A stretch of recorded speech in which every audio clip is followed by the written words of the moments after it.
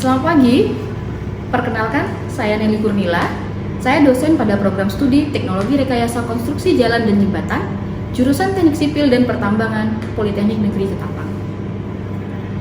Pada video kali ini, saya akan menjelaskan terkait mata kuliah yang saya ampu, yaitu Bahasa Indonesia.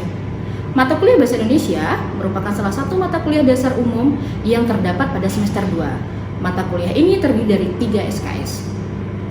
Setelah mengikuti mata kuliah Bahasa Indonesia, mahasiswa diharapkan mampu berbahasa Indonesia yang baik dan benar, baik secara lisan maupun secara tertulis.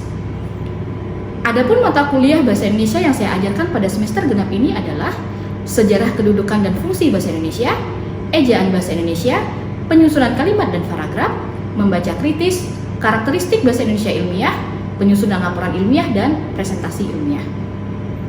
Pembelajaran dilaksanakan dengan sistem tatap muka 2 kali dalam seminggu.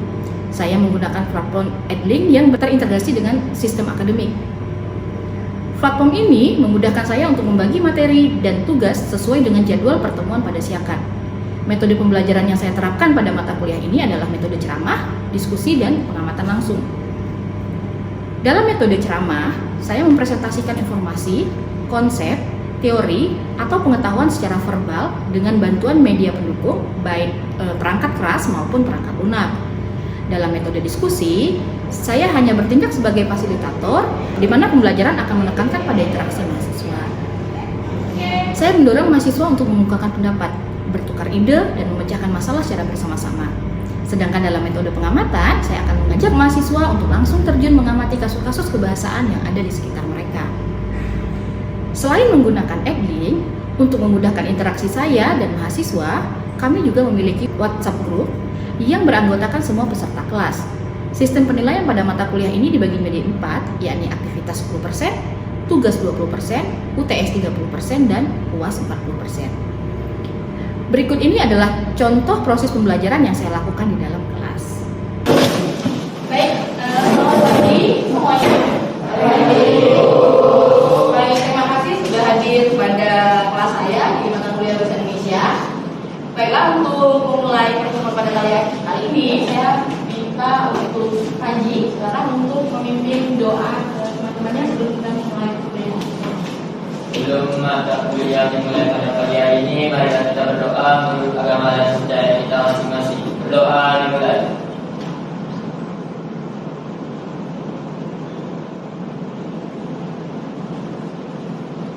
Berdoa selesai.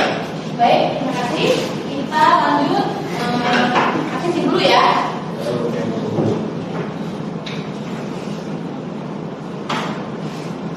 Stella Iska, Nadia, Daniel, Erlin, Mia.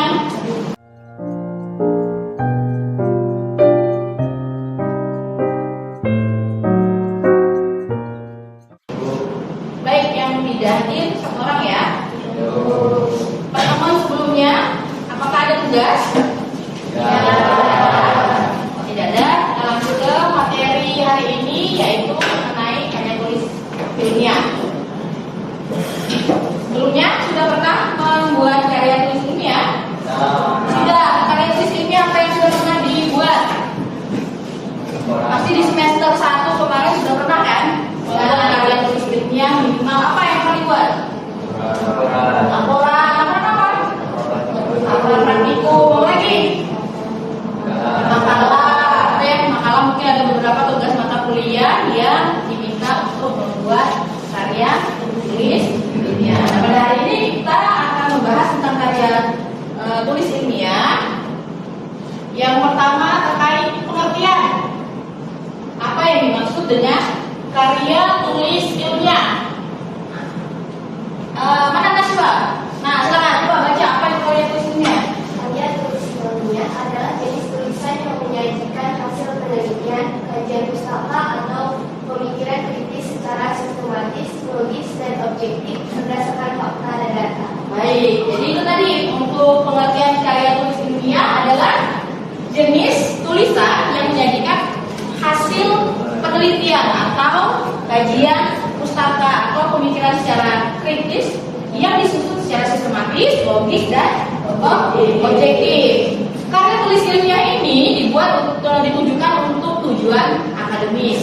Biasanya diterbitkan pada jurnal ilmiah, pada proceeding, atau sebagai tugas akhir seperti skripsi untuk menyelesaikan sarjana itu ya, satu gitu ya. Lalu ada tesis, biasanya tugas akhir untuk memperoleh gelar magister atau S2, dan biasanya ada juga disertasi itu untuk memperoleh gelar dokter atau S3.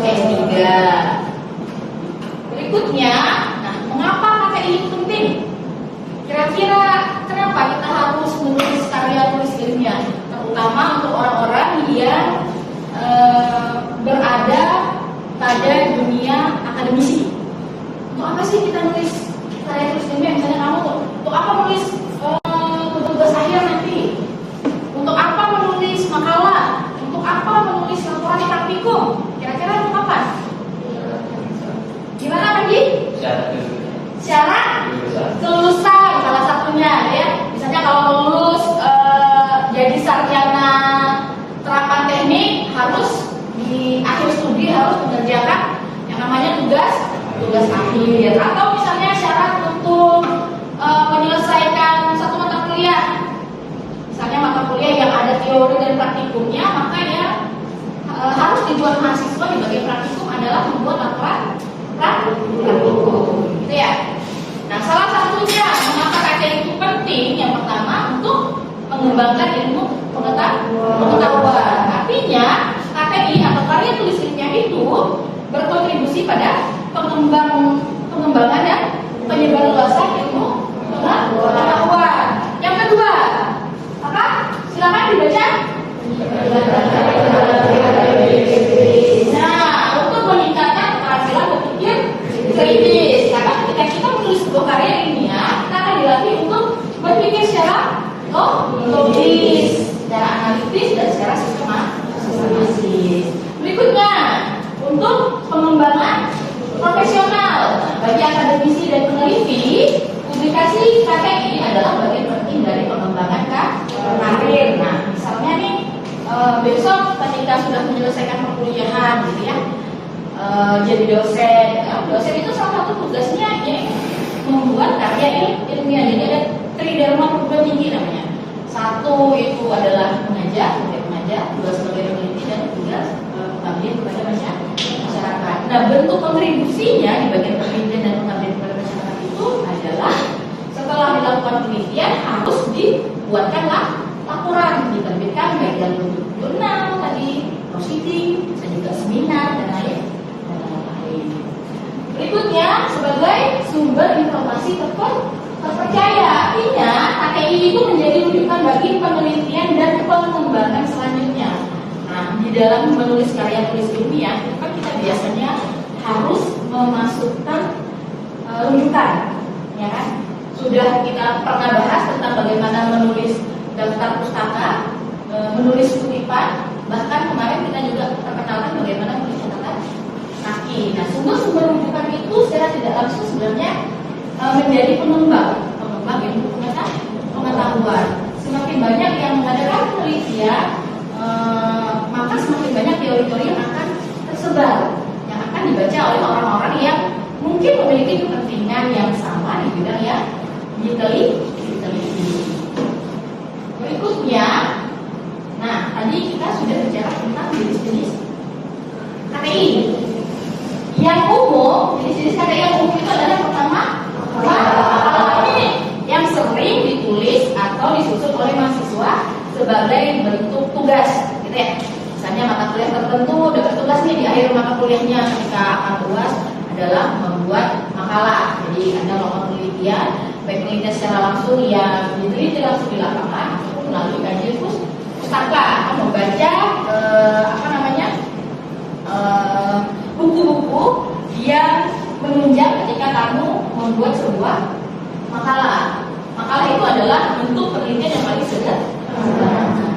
Berikutnya ada yang namanya laporan penelitian. Nah, laporan penelitian ini yang lebih rinci. Kalau makalah lebih sederhana, ya ini lebih rinci. Dimulai dari ada latar belakang, ada metodologi, ada hasil, ada kesimpulan dan Berikutnya adalah jurnal ilmiah. Nah, ketika kita meneliti dan hasil penelitian itu kita publish atau kita publikasikan, kalau untuk program sarjana terapan seperti Prodi TRKJJ harusnya nanti di semester akhir ya, di semester 8 ketika menyusun tugas akhir, mahasiswa wajib tuh untuk membuat atau menerbitkan jurnal dari tugas akhir yang dia susun. Jadi diterbitkan sehingga ada nih bukti ketika kita meneliti, karena memang akhir dari sebuah penelitian itu adalah adanya laporan, supaya bisa dibaca dan bisa diketahui. Kita bisa buat laporan dalam bentuk tadi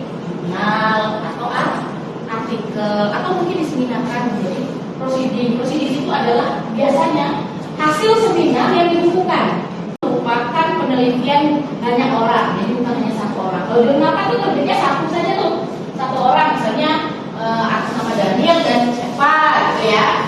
Nah, berapa halaman gitu kan? Atau misalnya terbit di jurnal mana, di halaman berapa sampai berapa gitu ya. Nah, berikutnya ada yang namanya buku ilmiah. Itu kumpulan tulisan yang membahas satu topik secara mendalam, bisa berupa hasil penelitian atau rangkuman kajian pustaka. Nah, kalau yang ini adalah yang tadi saya sampaikan beberapa jenis KTI yang mungkin lazim kamu dengar. Ada skripsi, ada tesis, dan ada disertasi. Semakin tinggi jenjang pendidikan yang kamu tempuh, maka akan semakin dalam penelitian yang harus kamu lakukan. Ya. Nah, berikutnya tentang struktur umum karya tulis ilmiah. Mari kita sempat bahas tentang karya tulis. Kalau secara umum biasanya karya tulis ilmiah itu terdiri dari apa sih di sini? Ada bagian, ada 3 bagian. Ada bagian apa saja? Kalau kamu menulis sebuah makalah, nyusunnya ada 3 bagian kan? Nah, bagian apa saja tuh? Misalnya ini saya sebut KTI lah gitu ya. Nah, ada bagian apa saja nih? Ingat, bagian awal.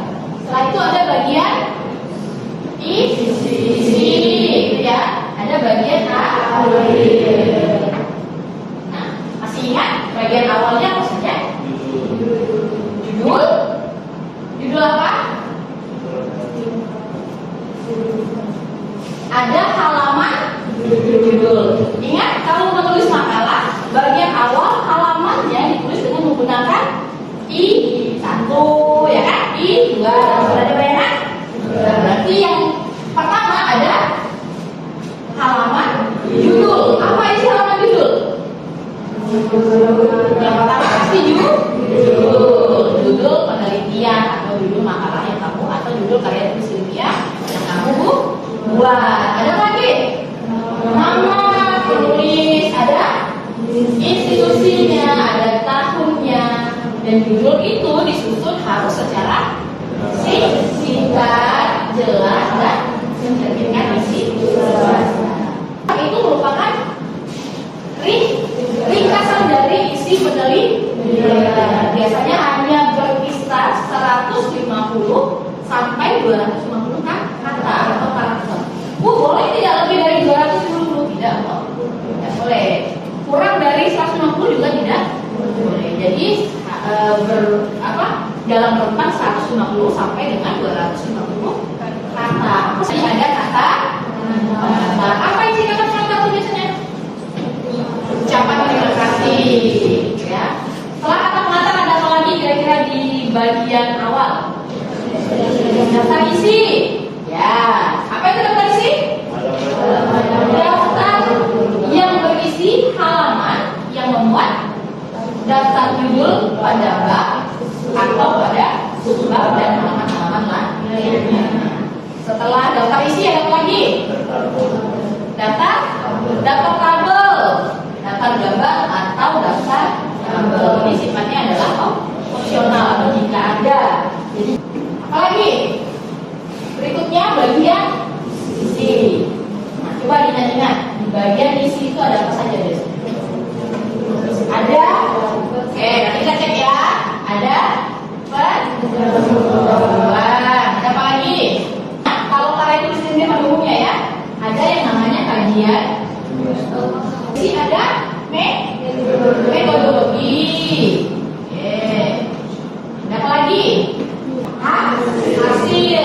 ada hasil dan biasanya ada pembahasan. Jadi bukan hanya sekedar memaparkan hasil, tapi juga harus membahasnya pada bab ini. Terakhir apa? Kesimpulan dan saran. Itu bab, kalau ada pendahuluan berarti ada bab penutupan. Oke. Sekarang kita bahas satu-satu bagian isi mulai dari yang tadi. Pendahuluan. Ada apa di pendahuluan? Ada latar belakang. Coba baca Kak. Apa yang dimaksud dengan latar belakang? Menjelaskan mengapa topik tersebut penting untuk diteliti atau dibahas, fenomena yang mendasarinya, dan kesenjangan penelitian sebelumnya. Baik, jadi ketika kita menyusun latar belakang, selain latar belakang, di bagian pendahuluan ada lagi rumusan masalah. Apa ini rumusan masalah? Pertanyaan seperti apa? Pertanyaan yang dirumuskan secara spesifik, jelas dan dapat diukur, yang nantinya akan dicarikan jawabannya melalui proses penelitian. Kalau ada rumusan masalah, ada apa lagi? Ada tujuan penelitian. Antara rumusan masalah dengan tujuan penelitian ini harus sinkron. Latar belakang, rumusan, tujuan, apa lagi? Antara penelitian. Kenapa harus dibuat tentang penelitian?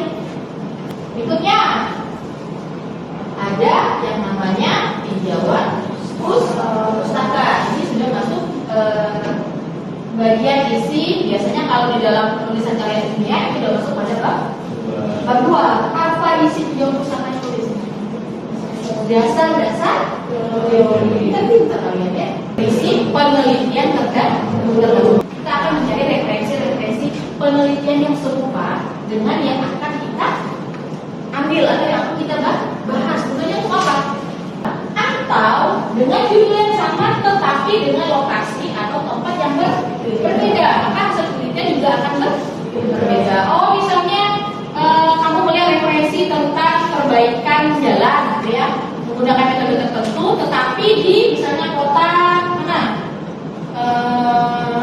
Kayong Utara, misalnya, gitu ya, Kabupaten Kayong Utara, maka akan berbeda juga ketika kamu menerapkan itu di kabupaten kapan ya, karena secara jalannya beda yang digunakan, lokasinya ya, waktunya berbeda.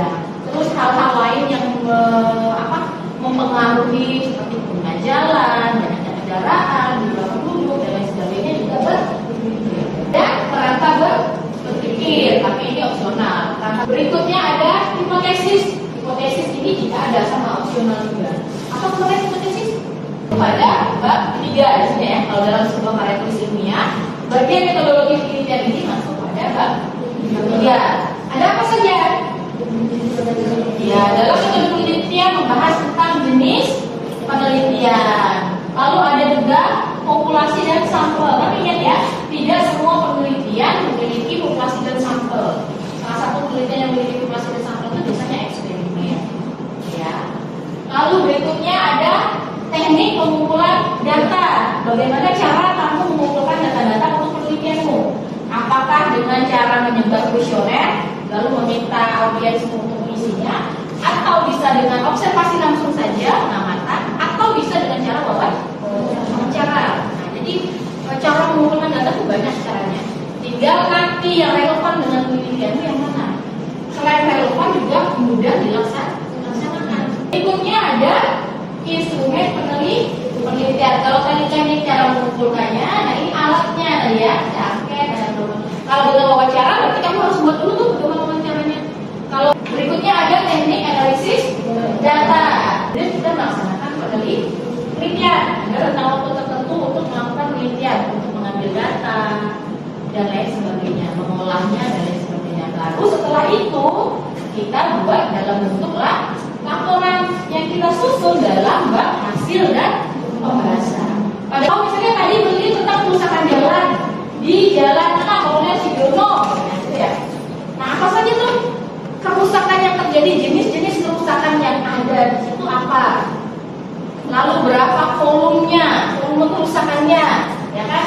Terus nanti bagaimana cara penanganannya? Dan sudah lengkap datanya, nanti baru kita bahas. Berapa banyak letaknya?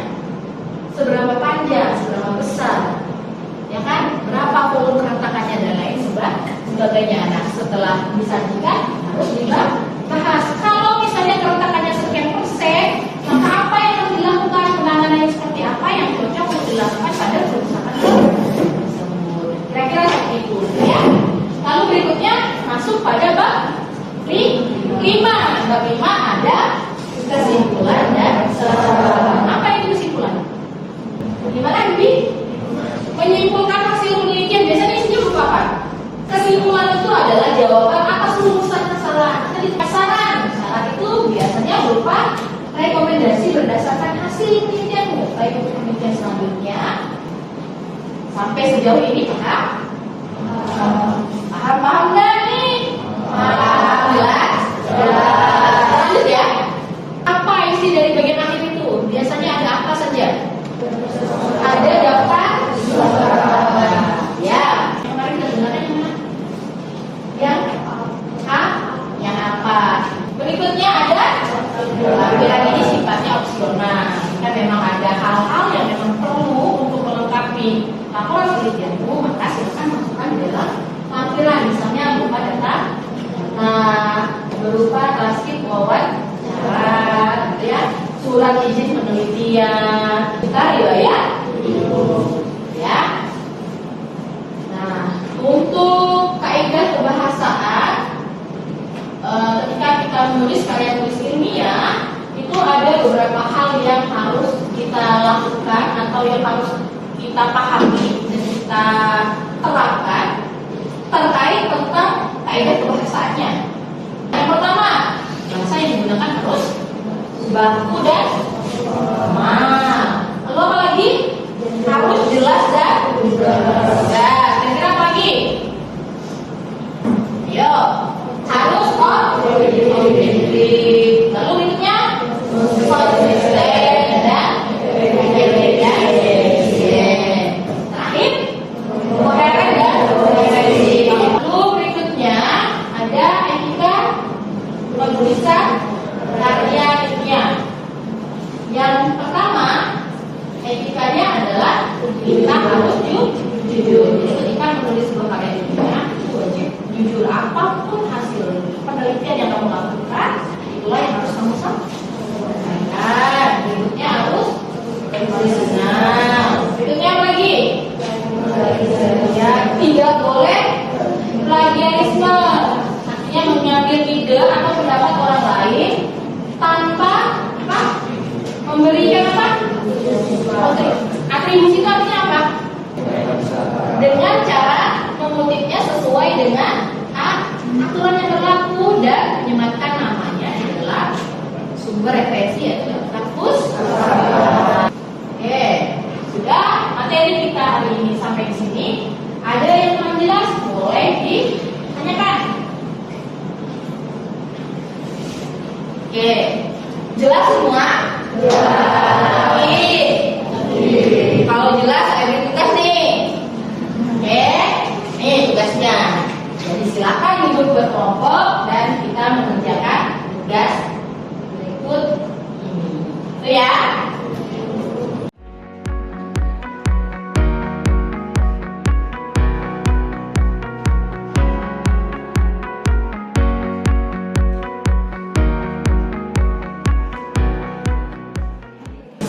Baik, karena waktunya sudah habis, untuk tugas kelompoknya nanti silakan dikirimkan melalui link yang sudah ada disediakan. Cukup mengumpulkan satu tugas saja untuk 2 orang karena tadi dikerjakan berdua satu kelompok, ya. Jadi yang dikumpulkan ke saya hanya 1 saja. Ada kesulitan tadi mengerjakan tugasnya? Ya. Ya. Kalau begitu terima kasih untuk kehadirannya pada mata kuliah saya hari ini. Semoga apa yang saya sampaikan bermanfaat dan dapat menambah ilmu pengetahuan serta wawasan kita semua. Terima kasih, saya akhiri. Selamat pagi. Demikianlah contoh proses pembelajaran yang telah saya lakukan di dalam kelas. Terima kasih dan salam vokasi.